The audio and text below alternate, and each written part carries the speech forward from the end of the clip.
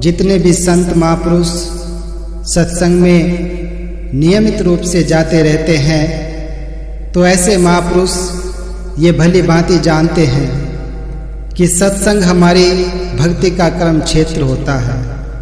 अर्थात जब हम सत्संग में जाते हैं और वहाँ जाकर जब हम अपने भाव को, अपनी बातों को विचारों के माध्यम से व्यक्त करते हैं, तो उस वक्त सत्संग की जो मर्यादाएं होती हैं, तो उनकी पूरी जिम्मेदारी हमारे ही ऊपर आ जाती है।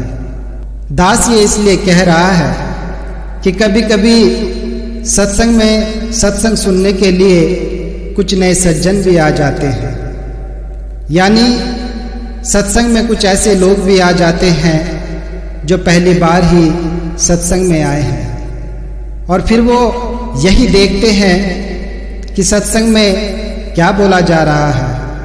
उनका पूरा ध्यान इसी बात पर ही लगा रहता है कि हम सत्संग में क्या बोल रहे हैं, क्या कह रहे हैं। तो इसलिए जब भी हम सत्संग में विचार करें तो बहुत ही सोच समझकर हमें अपने विचारों को करना चाहिए, ताकि हमारे विचार हर किसी सुनने वाले पर अपना एक विशेष और सकारात्मक प्रभाव डाल सके।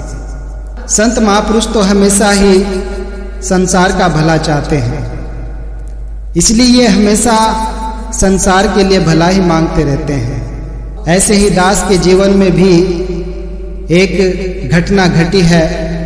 दास आपको अपने जीवन के उस आध्यात्मिक प्रसंग से अवगत कराना चाहता है जिसको दास ने अपने ही जीवन में अनुभव किया है। ये बात लगभग आज से 15 वर्ष पहले की है।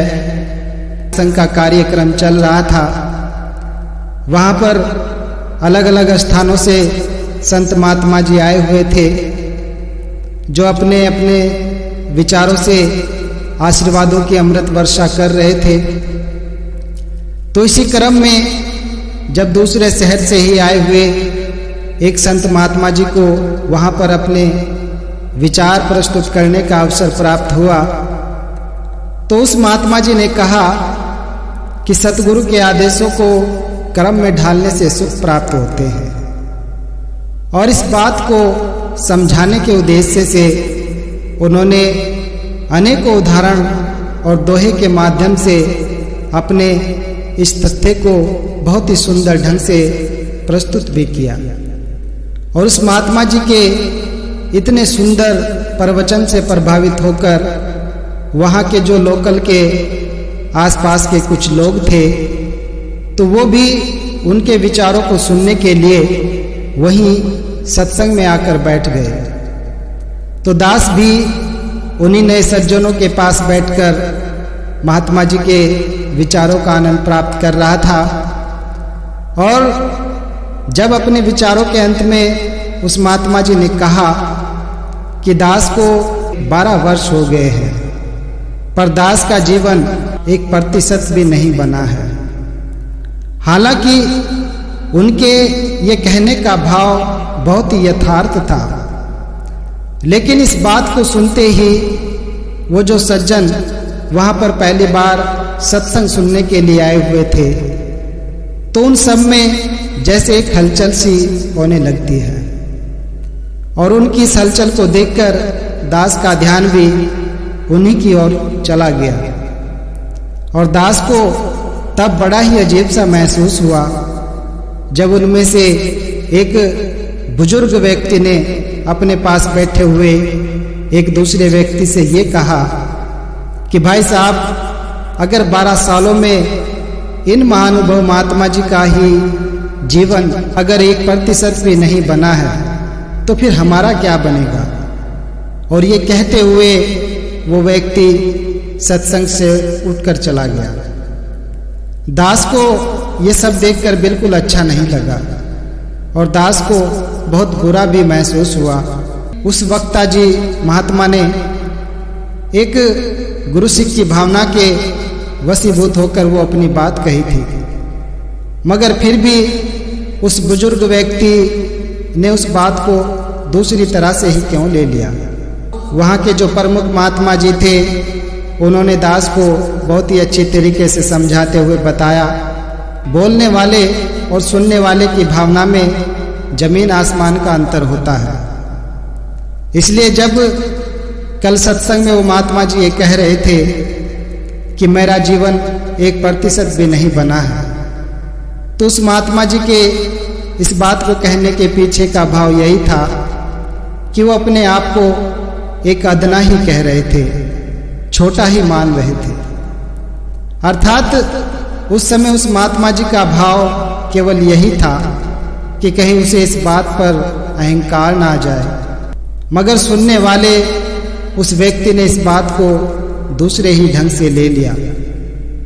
परंतु देखा जाए तो दोनों ही अपनी अपनी जगह पर ठीक थे, क्योंकि जब भी हम संसार के लोगों के सामने कुछ बोल रहे हों तो वो लोग हमारे शब्दों का क्या अर्थ निकालेंगे, इस बात को ध्यान में रखते हुए ही बहुत ही सोच समझकर हमें बोलना चाहिए। जीवन 1% भी नहीं बना है, तो अगर इस अतिशयोक्ति के भाव की जगह वो महात्मा इन 12 सालों में अपने जीवन में जो सकारात्मक बदलाव आए हैं तो उन बातों को वो बताते तो शायद उन लोगों पर इस बात का ज़्यादा सकारात्मक प्रभाव पड़ता। और सतगुरु के चरणों में आने से पहले और बाद के जीवन में आए फर्क को जानकर उन सांसारिक लोगों को भी एक भारी प्रेरणा भी मिलती। दास उस प्रमुख महात्मा जी की इन बातों से बड़ा ही प्रभावित हुआ। संसार के साधारण और सभी धर्म प्रेमी लोगों का अपने अपने धर्म पर बहुत ही विश्वास बना हुआ होता है। इसलिए जब भी हम इन धर्म ग्रंथों में से कोई भी उदाहरण देकर उन्हें ज्ञान की बातें समझाते हैं तो वो इन बातों को बड़ी ही श्रद्धा और ध्यान से सुनते हैं। कई बार लोग सुने सुनाए और मनगढ़ंत उदाहरण ही दे देते हैं जिसका जिक्र इन धर्म ग्रंथों में होता ही नहीं है, और गलत उदाहरण सुनकर धर्म प्रेमियों के मनों को ठेस भी पहुंच सकती है। हमें यह भी ध्यान रखना चाहिए कि हमारे द्वारा जो श्लोक बोले जा रहे हैं या कोई दोहा बोला जा रहा है तो उन श्लोकों या दोहे का उच्चारण भी बिल्कुल सही होना चाहिए, और सत्संग में पीर पैगंबरों के नाम को भी बड़े आदर और सम्मान के साथ लेना चाहिए। अर्थात राम कहने की बजाय भगवान श्री राम जी कहना ज़्यादा शोभा देता है। हमें भूलकर भी किसी की आस्था पर कटाक्ष नहीं करनी चाहिए और ना ही हमें उनका मजाक ही उड़ाना है, क्योंकि निंदा और मजाक से वो आपके पास आने के बजाय फिर कहीं और चले जाएंगे। कहने का भाव हमें सभी धर्मों का सम्मान करना चाहिए और हमें अपने विचारों में कहानियों का इस्तेमाल भी जरूर करना चाहिए। जैसे अंग्रेजी भाषा में भी एक कहावत है कि speech is like a love affair, it is easy to start but difficult to end. कहने का भाव कि विचार शुरू करना बहुत आसान है, मगर अपने विचारों को सही समय पर और सही बात पर ख़त्म करना ही एक परिपक्वता की निशानी होती है। अर्थात बोलने से पहले अगर हमारे अंतिम वाक्य या दोहा पहले से ही तय हो तो और ज़्यादा अच्छा रहता है और इसका बहुत प्रभाव भी पड़ता है। हमारे विचारों में कही गई हर बात एक छोटे से बच्चे को भी समझ में आनी चाहिए।